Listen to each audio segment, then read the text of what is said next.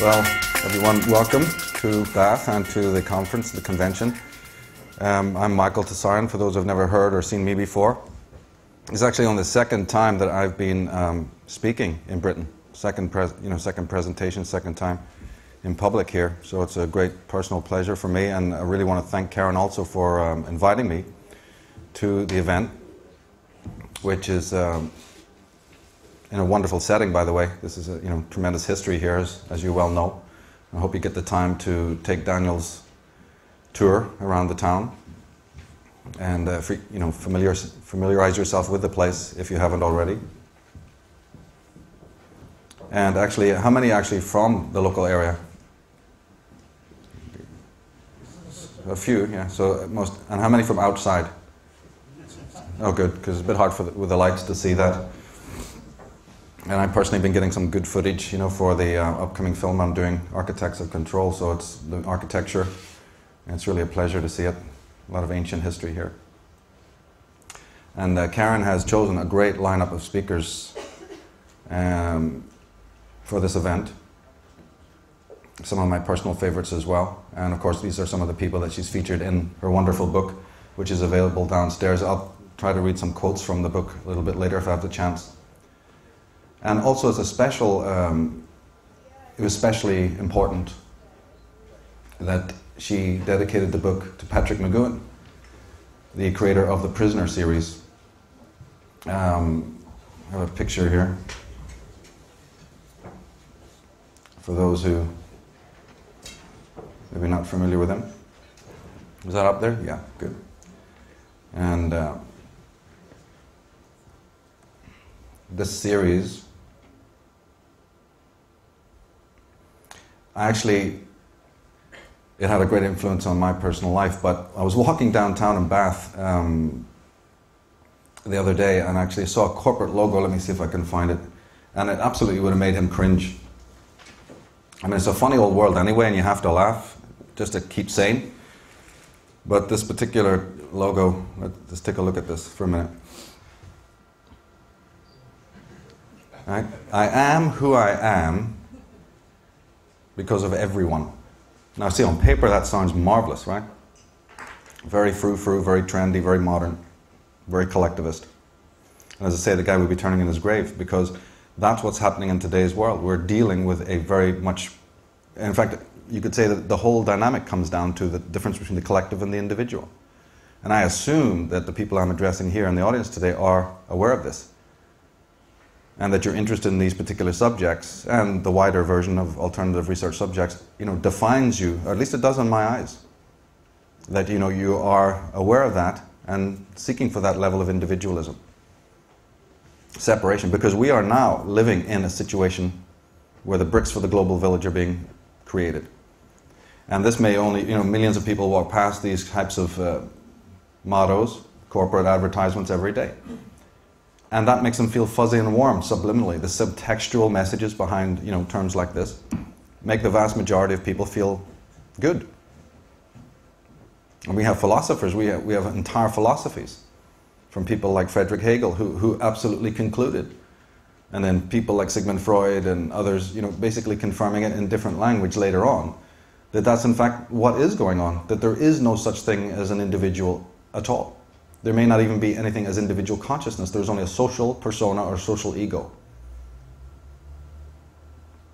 And that's quite frightening. And it gives rise then to thoughts about, well, my goodness, maybe the McGoohans of the world, you see, weren't entirely wrong. And that they were, on the contrary, on the ball. But another thing about shows like that, and from a British context, others as well, like Doctor Who and Blake 7, maybe from an American context, X-Files and V, and many, many others I could mention, films, documentaries.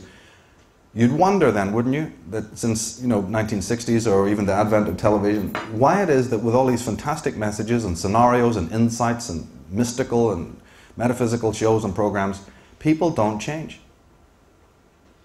It just doesn't get through, and yet you think in that medium, that would be the key medium. It's not necessarily didactic, it's not necessarily declarative, right?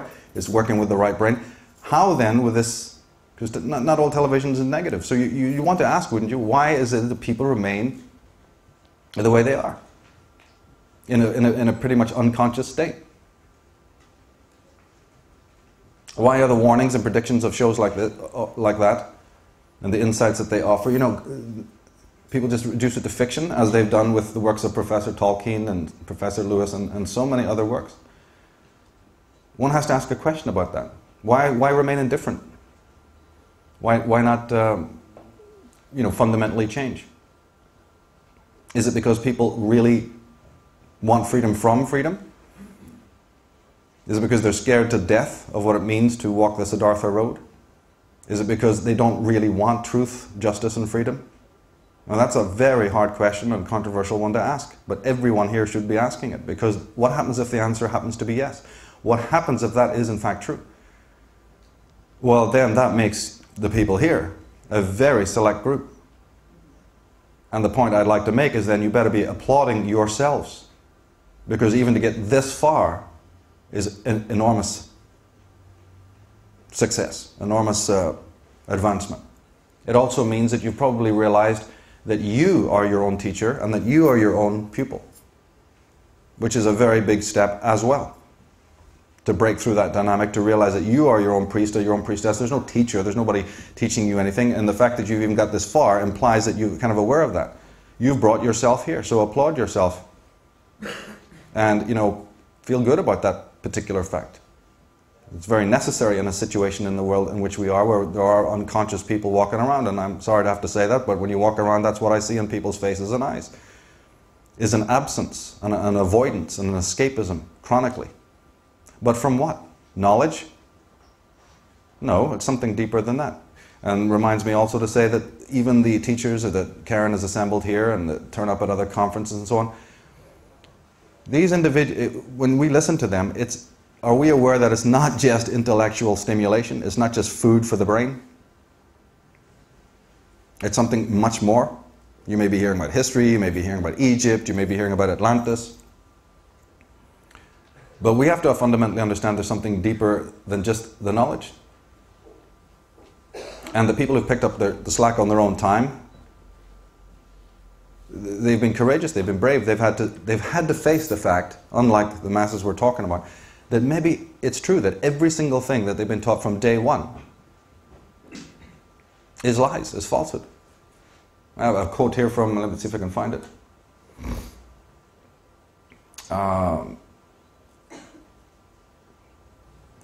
It was actually Godfrey Higgins. Yeah. He was one of the great Victorian scholars, Godfrey Higgins.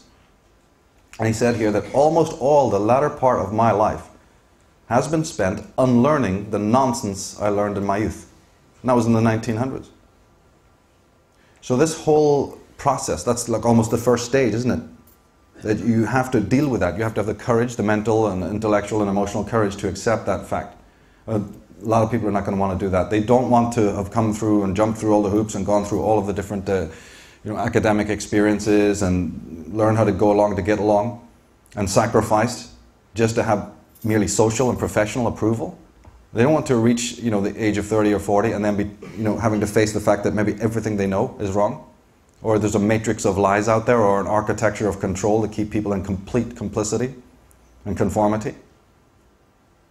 So again, congratulate yourselves if you've made that transition. But again, that's only part one of the movement.